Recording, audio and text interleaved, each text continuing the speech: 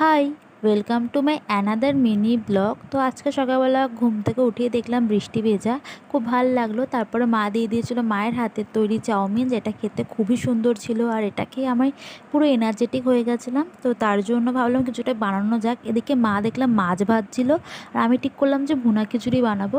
কিন্তু আলটিমেটলি অনেক ট্রাই করে, যাই হোক, ইউটিউব ঘেটে রেসিপি দেখলাম, বাট ভুনা খিচুড়ির জলের কোয়ান্টিটিটা না আমি ঠিক বুঝতে পারলাম না খিচুড়ির। তাই জন্য দেখছিলাম চাল চাল ছিল বলে মা আরও জল অ্যাড করেছে, দেন নর্মাল খিচুড়িতেই পরিণত করে দিয়েছে। যাই হোক, খেতে ভালোই হয়েছিলো। আর ফার্স্ট টাইম আমি বানিয়েছি বলে কথা, আর সত্যি ভালো হয়েছিল খেতে। আর এদিকে ছিল যে ডিম ভাজা, পাঁপড় ভাজা। এটাকে আমি পুরো ক্লান্ত আর টানটানায় শুয়ে পড়েছিলাম। আর তারপর দেখে নিয়েছিলাম হচ্ছে ঋত্বিক রোশনের মুভি। আর অনেক দিন পর ঋত্বিক রোশনের একটা মুভি দেখে খুব ভাল লাগলো। আর ওর এন্ট্রিটা একদম সেরা ছিল।